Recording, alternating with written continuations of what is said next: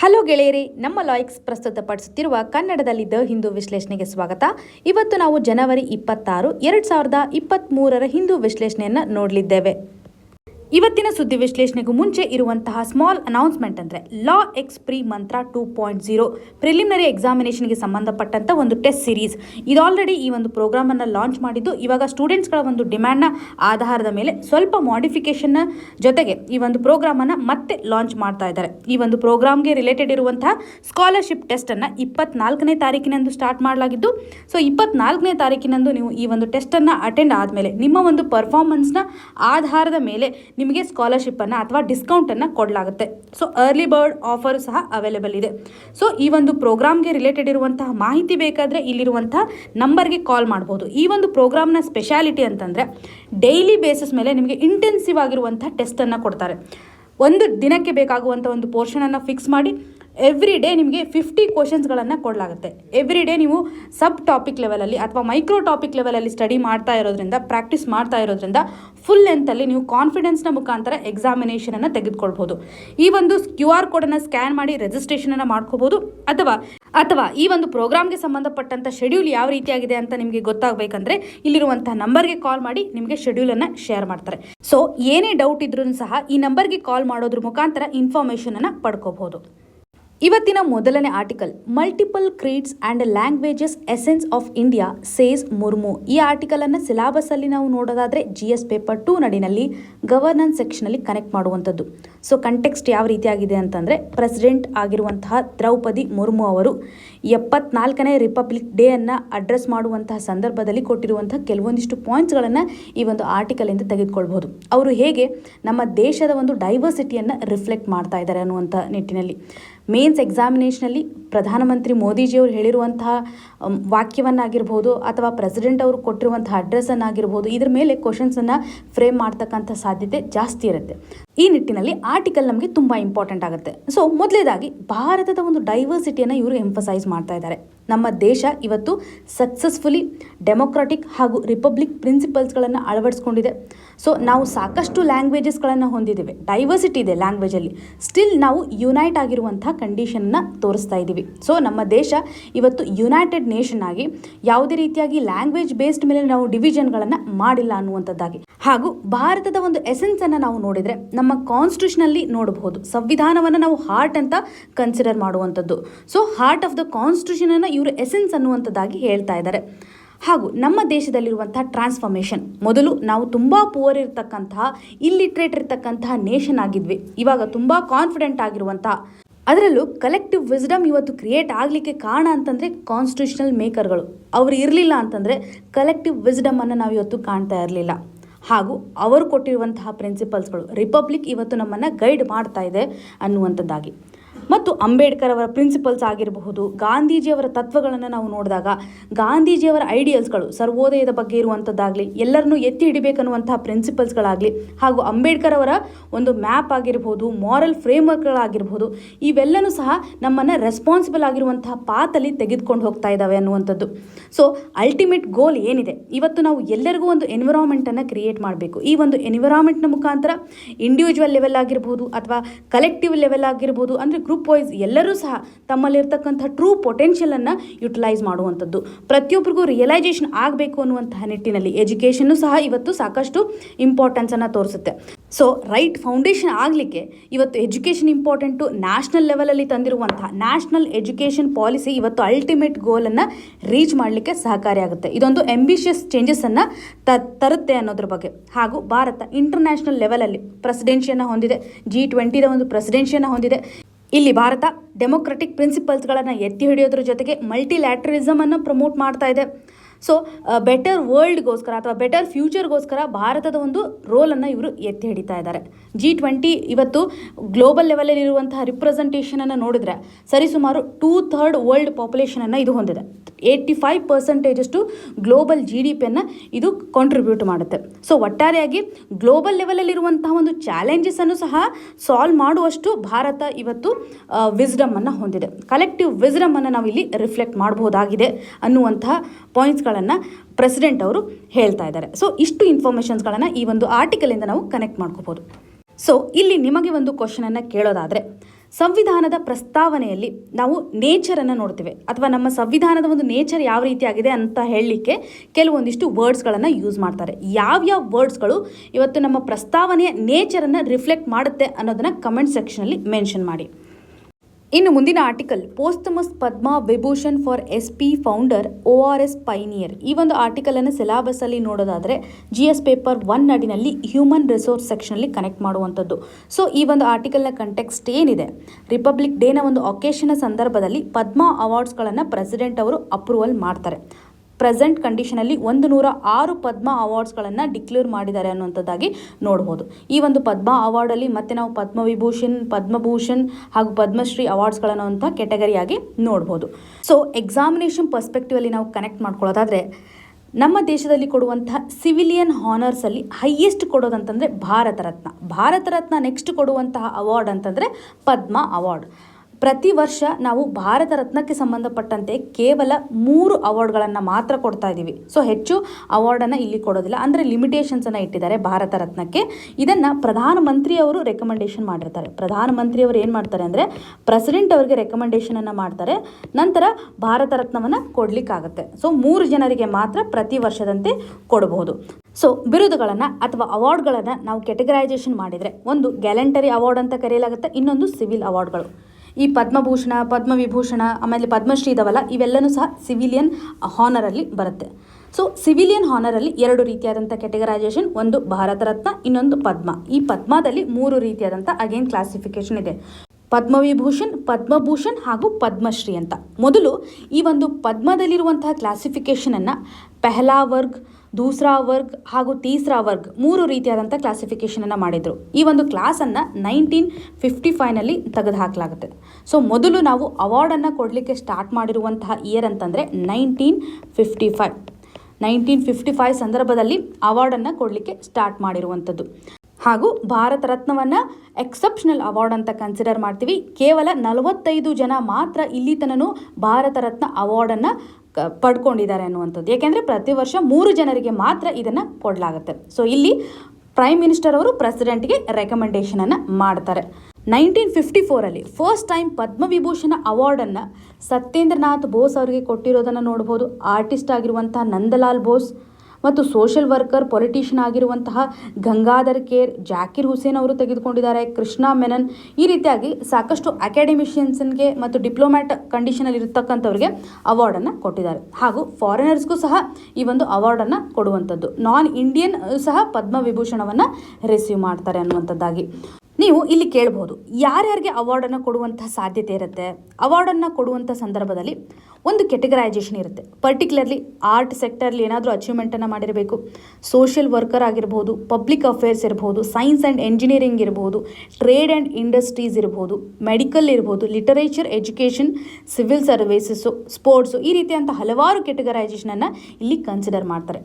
ಹಾಗೂ ನಾಮಿನೇಷನ್ಸ್ಗಳನ್ನು ಯಾವ ರೀತಿಯಾಗಿ ಮಾಡಲಾಗುತ್ತೆ? ಒಬ್ಬ ಸಿಟಿಜನು ಸಹ ನಾಮಿನೇಷನನ್ನು ಮಾಡಬಹುದು. ನಾಮಿನೇಷನ್ ಮಾಡಿದಾದಮೇಲೆ ಮಿನಿಸ್ಟ್ರಿ ಆಫ್ ಹೋಮ್ ಅಫೇರ್ಸು ಕೆಲವೊಂದಿಷ್ಟು ರಿಸರ್ಚನ್ನು ಮಾಡುತ್ತೆ, ಯಾವ ರೀತಿಯಾಗಿ ಅವರು ಡೆವಲಪ್ಮೆಂಟನ್ನು ಮಾಡ್ತಾ ಇದ್ದಾರೆ ಪರ್ಟಿಕ್ಯುಲರ್ ಸೆಕ್ಟರಲ್ಲಿ ಅಂತ ಕನ್ಸಿಡ್ರೇಷನನ್ನು ಮಾಡಲಾಗುತ್ತೆ.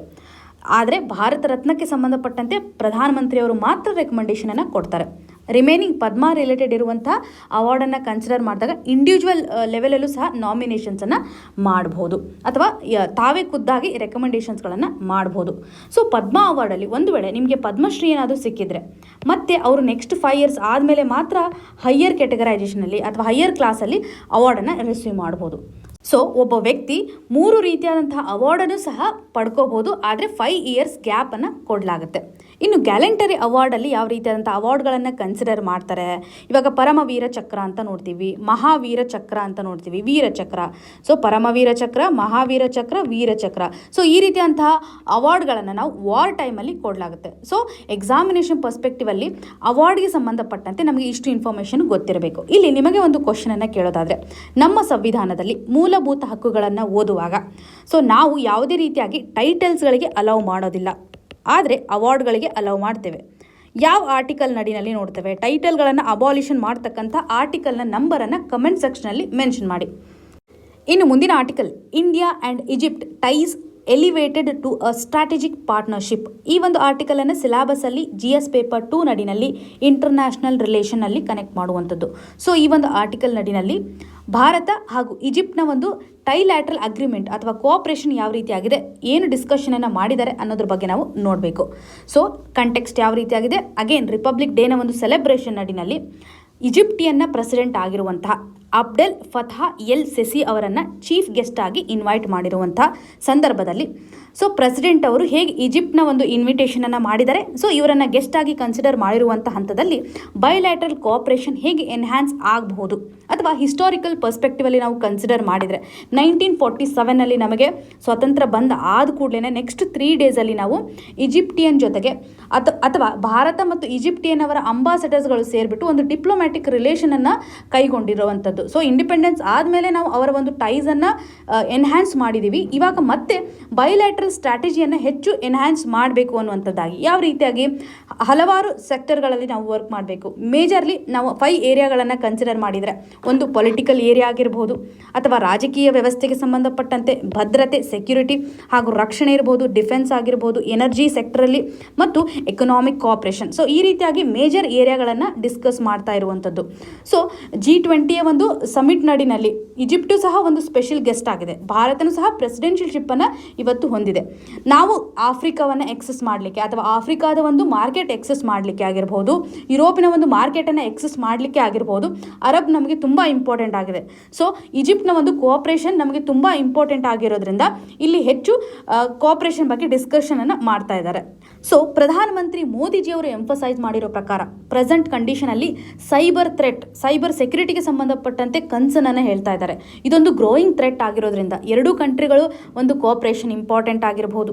ಹಾಗೂ ಇವತ್ತು ನಾವು ಡಿಫೆನ್ಸ್ ಪಾರ್ಟ್ನರ್ಶಿಪ್ಪನ್ನು ಎನ್ಹ್ಯಾನ್ಸ್ ಮಾಡುವಂಥ ಸಂದರ್ಭದಲ್ಲಿ ಒಂದು ಪ್ಲ್ಯಾಟ್ಫಾರ್ಮನ್ನು ಕ್ರಿಯೇಟ್ ಮಾಡಬೇಕು, ಇಕ್ವಿಪ್ಮೆಂಟ್ಗಳನ್ನು ಎನ್ಹ್ಯಾನ್ಸ್ ಮಾಡಲಿಕ್ಕೆ ಮುಂದಾಗಬೇಕು ಅನ್ನುವಂಥದ್ದಾಗಲಿ ಭಾರತ ಹಾಗೂ ಈಜಿಪ್ಟ್ನ ಒಂದು ರಿಲೇಷನ್ ನಡಿನಲ್ಲಿ ಹೆಚ್ಚು ಡಿಫೆನ್ಸ್ ಪಾರ್ಟ್ನರ್ಶಿಪ್ಗೆ ಇವರು ಒತ್ತನ್ನು ಕೊಡ್ತಾ ಇದ್ದಾರೆ. ಅದರಲ್ಲೂ ಇವತ್ತು ನಾವು ಅರೇಬಿಯನ್ ಸಿಯಲ್ಲಿ ಒಂದು ಸ್ಟೆಬಿಲಿಟಿಯನ್ನು ತರುವಂತಹ ನಿಟ್ಟಿನಲ್ಲಿ ಎರಡೂ ಕಂಟ್ರಿಗಳು ವರ್ಕ್ ಮಾಡುವಂಥದ್ದಾಗಿ ಪ್ರಾಮಿಸನ್ನು ಮಾಡ್ತಾ ಇದ್ದಾರೆ. ಇನ್ನು ಈಜಿಪ್ಟಿನ ಪ್ರೆಸಿಡೆಂಟ್ ಎಲ್ ಸಿಸಿ ಅವರು ಸಹ ಭಾರತದ ಒಂದು ರಿಲೇಷನನ್ನು ಎನ್ಹ್ಯಾನ್ಸ್ ಮಾಡಲಿಕ್ಕೆ ಅವರ ದೇಶಕ್ಕೆ ಬರತಕ್ಕಂತಹ ಭಾರತೀಯರನ್ನು ಅಥವಾ ಇಂಡಿಯನ್ ಟೂರಿಸ್ಟ್ಗಳನ್ನು ವೆಲ್ಕಮ್ ಮಾಡೋದಾಗಿ ಅಥವಾ ಅವರಿಗೆ ಬೇಕಾಗಿರುವಂತಹ ಒಂದು ಎಕೋಸಿಸ್ಟಮನ್ನು ಪ್ರೊವೈಡ್ ಮಾಡುವಂತಹ ನಿಟ್ಟಿನಲ್ಲಿ ಪ್ರಾಮಿಸನ್ನು ಮಾಡ್ತಾ ಇದ್ದಾರೆ. ಎರಡೂ ಕಂಟ್ರಿಗಳ ಮಧ್ಯೆ ಕೆಲವೊಂದಿಷ್ಟು MOU ಅಥವಾ ಮೆಮೊರಾಂಡಮ್ ಆಫ್ ಅಂಡರ್ಸ್ಟ್ಯಾಂಡಿಂಗನ್ನು ಕನ್ಸಿಡರ್ ಮಾಡಿದರೆ ಸ್ಪೆಸಿಫಿಕಲಿ ಕಲ್ಚರ್ ರಿಲೇಟೆಡ್ ಇರತಕ್ಕಂಥ ಎಂಫಸಿಸನ್ನು ಇವರು ಹೇಳ್ತಾ ಇದ್ದಾರೆ. ಹಾಗೂ ಯೂತ್ ಮ್ಯಾಟರ್ಗೆ ಸಂಬಂಧಪಟ್ಟಂಥ ಒಂದು ಕೋಆಪರೇಷನ್ ಆಗಿರಬಹುದು ಮತ್ತು ಸೈಬರ್ ಸೆಕ್ಯೂರಿಟಿಗೆ ಸಂಬಂಧಪಟ್ಟಂತೆ ಇನ್ಫಾರ್ಮೇಷನ್ ಆ್ಯಂಡ್ ಟೆಕ್ನಾಲಜಿಗೆ ರಿಲೇಟೆಡ್ ಇರುವಂತೆ ಮತ್ತು public broadcasting information and technology. So examination perspectively India and Egypt bilateral relation ನಮಗೆ ಪ್ರಿಲಿಮ್ಸ್ ಪರ್ಸ್ಪೆಕ್ಟಿವಲ್ಲೂ ಇಂಪಾರ್ಟೆಂಟು ಹಾಗೂ ಮೇನ್ಸ್ ಲೆವೆಲಲ್ಲೂ ಸಹ ತುಂಬ ಇಂಪಾರ್ಟೆಂಟ್ಲಿ ಬೇಕಾಗಿರೋದ್ರಿಂದ ಇಷ್ಟು ಪಾಯಿಂಟ್ಸ್ಗಳನ್ನು ನಾವು ಎಕ್ಸಾಮಿನೇಷನ್ ಪರ್ಸ್ಪೆಕ್ಟಿವಲ್ಲಿ ಅದರಲ್ಲೂ ಈ ಒಂದು ಆರ್ಟಿಕಲಿಂದ ಕನೆಕ್ಟ್ ಮಾಡ್ಕೋಬೋದು. ಇನ್ನು ಮುಂದಿನ article, Pakistan prime minister to be invited for SCO summit. ಈ ಒಂದು ಆರ್ಟಿಕಲನ್ನು ಸಿಲೆಬಸಲ್ಲಿ ನಾವು GS ಪೇಪರ್ 2 ನಡಿನಲ್ಲಿ ಇಂಟರ್ನ್ಯಾಷನಲ್ ರಿಲೇಷನಲ್ಲಿ ಕನೆಕ್ಟ್ ಮಾಡುವಂಥದ್ದು. ಸೊ ಈ ಒಂದು ಆರ್ಟಿಕಲ್ನ ಕಂಟೆಕ್ಸ್ಟ್ ಯಾವ ರೀತಿಯಾಗಿದೆ ಅಂತಂದರೆ, ಪಾಕಿಸ್ತಾನದ ಫಾರಿನ್ ಮಿನಿಸ್ಟರನ್ನು ಬಿಲ್ವಾಲಾ ಭುಟ್ಟೋ ಅವರನ್ನು ಶಾಂಘೈ ಕೋಆಪರೇಷನ್ ಆರ್ಗನೈಜೇಷನ್ಗೆ ಸಂಬಂಧಪಟ್ಟಂತೆ ಒಂದು ಮಿನಿಸ್ಟ್ರಲ್ ಮೀಟಿಂಗಿಗೆ ಇನ್ವಿಟೇಷನನ್ನು ಕೊಡ್ತಾ ಇದ್ದಾರೆ. ಭಾರತ ಈ ಒಂದು ಮಿನಿಸ್ಟ್ರಲ್ ಮೀಟಿಂಗನ್ನು ಮೇ ಮಂತಲ್ಲಿ ಕಂಡಕ್ಟ್ ಮಾಡುವಂತಹ ಸಾಧ್ಯತೆ ಇದೆ. ಇದಕ್ಕೋಸ್ಕರ ಭಾರತ ಇವತ್ತು ಪಾಕಿಸ್ತಾನ್ ಫಾರಿನ್ ಮಿನಿಸ್ಟರ್ ಅವರಿಗೆ ಇನ್ವಿಟೇಷನನ್ನು ಕೊಡ್ತಾ ಇದ್ದಾರೆ. ಸೊ ಶಾಂಘೈ ಕೋಆಪರೇಷನ್ನ ಒಂದು ಸಮಿಟ್ ನಡೆಯುವಂತಹ ಸಂದರ್ಭ ಜೂನಲ್ಲಿರಬಹುದು. ಪ್ರೈಮ್ ಮಿನಿಸ್ಟರನ್ನು ಸಹ ಇನ್ವೈಟ್ ಮಾಡ್ತಾರೆ, ಪಾಕಿಸ್ತಾನದ ಪ್ರೈಮ್ ಮಿನಿಸ್ಟರನ್ನು ಇನ್ವೈಟ್ ಮಾಡುವಂತಹ ಸಾಧ್ಯತೆ ಇದೆ ಅನ್ನೋದ್ರ ಬಗ್ಗೆ ಆ ಆರ್ಟಿಕಲಲ್ಲಿ ಹೇಳ್ತಾ ಇದ್ದಾರೆ. ಸೊ ಇವಾಗ ಕೇವಲ ಮಿನಿಸ್ಟರ್ ಇನ್ವೈಟ್ ಮಾಡಿದ್ದಾರೆ. ಸೊ ಭಾರತ ಶಾಂಘೈ ಕೋಆಪರೇಷನ್ ಆರ್ಗನೈಜೇಷನ್ಗೆ ಸಂಬಂಧಪಟ್ಟಂತೆಯೂ ಸಹ ಲೀಡರ್ಶಿಪ್ ಅನ್ನು ಕೈಗೊಳ್ತಾ ಇದೆ. ಜೊತೆಗೆ G20ದ ಒಂದು ಪ್ರೆಸಿಡೆನ್ಸಿಯನ್ನು ಹೊಂದಿದೆ. ಇಂಟರ್ನ್ಯಾಷನಲ್ ರಿಲೇಷನ್ ನಮಗೆ ತುಂಬ ಇಂಪಾರ್ಟೆಂಟು. ಗ್ಲೋಬಲ್ ಲೆವೆಲಲ್ಲಿರುವಂತಹ ಗ್ರೂಪಿಂಗು ಸಹ ಇದು ಕಾಂಟ್ರಿಬ್ಯೂಷನನ್ನು ಮಾಡ್ತಾ ಇದೆ ಅಥವಾ ತನ್ನ ಒಂದು ಲೀಡರ್ಶಿಪ್ಪನ್ನು ರಿಫ್ಲೆಕ್ಟ್ ಮಾಡ್ತಾ ಇದೆ. ಜೊತೆಗೆ ರೀಜನಲ್ ಗ್ರೂಪಿಗೂ ಸಹ ಇದು ತನ್ನ ಒಂದು ಲೀಡರ್ಶಿಪ್ಪನ್ನು ತೋರಿಸ್ಕೋತಾ ಇದೆ ಅನ್ನುವಂಥದ್ದು. ಎಕ್ಸಾಮಿನೇಷನ್ ಪರ್ಸ್ಪೆಕ್ಟಿವಲ್ಲಿ ಭಾರತ ಇನ್ವಾಲ್ವ್ಮೆಂಟ್ ತೋರಿಸಿರುವಂತಹ ಎಲ್ಲ ಆರ್ಗನೈಜೇಷನ್ ನಮಗೆ ತುಂಬ ಇಂಪಾರ್ಟೆಂಟ್ ಆಗಿರೋದ್ರಿಂದ ಇವತ್ತು ನಾವು SCO ಬಗ್ಗೆ ಕಂಪ್ಲೀಟಾಗಿ ಅರ್ಥ ಮಾಡ್ಕೊಳ್ಳಿಕ್ಕೆ ಟ್ರೈ ಮಾಡೋಣ. ಶಾಂಘೈ ಕೋಆಪರೇಷನ್ ಮೊದಲು ಸ್ಟಾರ್ಟ್ ಆಗಿರುವಂತಹ ಇಯರ್ ಅಂತಂದರೆ 1996 1996 5 ಕಂಟ್ರಿಗಳಿಂದ ಇದು ಸ್ಟಾರ್ಟ್ ಆಗಿರುತ್ತೆ. 5 ಕಂಟ್ರಿಗಳು ಸ್ಟಾರ್ಟ್ ಆದಾಗ ಮೊದಲು ಚೈನಾ ಇರುತ್ತೆ. ಚೈನಾ ಆದಮೇಲೆ ನೆಕ್ಸ್ಟು ಕಜಕ್ಸ್ತಾನನ್ನು ನೋಡ್ಬೋದು, ಕಿರ್ಗಿಸ್ತಾನ್, ರಷ್ಯಾ ಮತ್ತು ತಜಿಕಿಸ್ತಾನ್ 5 ರೀತಿಯಾದಂಥ ಕಂಟ್ರಿಗಳು ಮಾತ್ರ 1996 ಎಮರ್ಜ್ ಮಾಡಿರುತ್ತೆ. ಸೊ ಇಲ್ಲಿ ಒಂದು ಡಿಮಿಲಿಟರೈಸೇಷನ್ ಮಾಡುವಂಥ ಸಂದರ್ಭದಲ್ಲಿ ಅಥವಾ ಕೆಲವೊಂದಿಷ್ಟು ಬಾರ್ಡರ್ ಡಿಮಾರ್ಕೇಷನನ್ನು ಮಾಡಬೇಕು ಅಂತ 5 ಕಂಟ್ರಿಗಳು ಮುಂದಾಗಿರೋದನ್ನು ನೋಡ್ಬೋದು. ಸೊ ನಾವಿಲ್ಲೇನು ಹೇಳ್ಬೋದು, SCO ಫಾರ್ಮ್ ಆಗ್ತಕ್ಕಂಥ ಸಂದರ್ಭದಲ್ಲಿ ಡಿಮಾರ್ಕೇಷನ್ ಹಾಗೂ ಡಿಮಿಲಿಟರೈಸೇಷನ್ ಒಂದು ಇಂಟೆನ್ಷನ್ ಇಟ್ಕೊಂಡು ಫಾರ್ಮ್ ಮಾಡಲಾಗುತ್ತೆ. 5 ಕಂಟ್ರಿಗಳು ಸ್ಟಾರ್ಟಿಂಗ್ ಇರ್ತವೆ. 2001ರಲ್ಲಿ ಉಜ್ಬೇಕಿಸ್ತಾನ್ ಇಲ್ಲಿ ಜಾಯ್ನ್ ಆಗುತ್ತೆ. ಶಾಂಘೈ 5 ಅಂತಕ್ಕಂಥ ಒಂದು ಗ್ರೂಪಿಂಗ್ ಹೋಗ್ಬಿಟ್ಟು ಉಜ್ಬೇಕಿಸ್ತಾನ್ ಜಾಯ್ನ್ ಆಗಿರೋದನ್ನು ನೋಡ್ಬೋದು. 2002ರಲ್ಲಿ ಅದು ಚಾರ್ಟರನ್ನು ಸೈನ್ ಮಾಡುವಂಥದ್ದು. ಮತ್ತು 2017ರಲ್ಲಿ ಇಂಡಿಯಾ ಮತ್ತು ಪಾಕಿಸ್ತಾನ ಮೆಂಬರ್ಶಿಪ್ಪನ್ನು ಪಡ್ಕೊಳ್ತವೆ. ಸೊ ಒಟ್ಟಾರೆಯಾಗಿ ಇವಾಗ 8 ಮೆಂಬರ್ ಕಂಟ್ರಿಗಳು ಇದೆ. 9th ಒಂದಿದೆ. ಆ್ಯಕ್ಚುಲಿ 9th ಒನ್ 2022ರಲ್ಲಿ ಇರಾನ್ ಪರ್ಮಿಷನನ್ನು ತೆಗೆದುಕೊಂಡಿದೆ. ಇರಾನ್ ಆಲ್ರೆಡಿ ಜಾಯ್ನ್ ಆಗಿದೆ. ಪಾಕಿಸ್ತಾನ್ ಮತ್ತು ಭಾರತ ಜಾಯ್ನ್ ಆದಮೇಲೆ ಜಾಯ್ನ್ ಆಗಿರುವಂಥ ಕಂಟ್ರಿ ಅಂದರೆ ಇರಾನ್. ರೀಸೆಂಟಾಗಿ ಜಾಯ್ನ್ ಆಗಿರುವಂತಹ ಕಂಟ್ರಿ ಇರಾನ್. ಸೊ ಒಟ್ಟಾರೆಯಾಗಿ 9 ಕಂಟ್ರೀಸ್ಗಳನ್ನು ನಾವು ನೋಡ್ಬೋದು. ಎಕ್ಸಾಮಿನೇಷನ್ ಪರ್ಸ್ಪೆಕ್ಟಿವಲ್ಲಿ ಮೆಂಬರ್ ನಮಗೆ ತುಂಬ ಇಂಪಾರ್ಟೆಂಟು. ಹಾಗೂ ಈ ಒಂದು ಗ್ರೂಪಿಂಗ್ನ ಇಂಟೆನ್ಷನ್ ಏನಿದೆ, ಪ್ರಯಾರಿಟೀಸ್ ಯಾವ ರೀತಿಯಾಗಿದೆ ಅನ್ನೋದು ಸಹ ಇಂಪಾರ್ಟೆಂಟ್ ಆಗುತ್ತೆ. ಒಂದು ಮ್ಯೂಚುವಲ್ ಟ್ರಸ್ಟನ್ನು ಅವರು ಎನ್ಹ್ಯಾನ್ಸ್ ಮಾಡಬೇಕು, ಸ್ಟ್ರೆಂಥನ್ ಮಾಡಬೇಕು. ಮೆಂಬರ್ ಕಂಟ್ರಿಗಳ ಒಂದು ಮ್ಯೂಚುವಲ್ ಟ್ರಸ್ಟನ್ನು ಆಗಿರ್ಬೋದು ಹಾಗೂ ಬೈಲ್ಯಾಟ್ರಲ್ ಕೋಆಪರೇಷನನ್ನು ಎಫೆಕ್ಟಿವ್ ಆಗಿ ಇಂಪ್ಲಿಮೆಂಟ್ ಮಾಡಬೇಕು. ರಾಜಕೀಯವಾಗಿರ್ಬೋದು, ಟ್ರೇಡ್ಗೆ ಸಂಬಂಧಪಟ್ಟಂತೆ ಅಥವಾ ವ್ಯಾಪಾರಕ್ಕೆ ಸಂಬಂಧಪಟ್ಟಂತೆ, ಎಕನಾಮಿ, ರಿಸರ್ಚ್ ಇರ್ಬೋದು, ಟೆಕ್ನಾಲಜಿ, ಕಲ್ಚರಲ್, ಈ ರೀತಿಯಂಥ ಹಲವಾರು ಆಸ್ಪೆಕ್ಟನ್ನು ಇವರು ಪ್ರಮೋಟ್ ಮಾಡುವಂಥದ್ದು.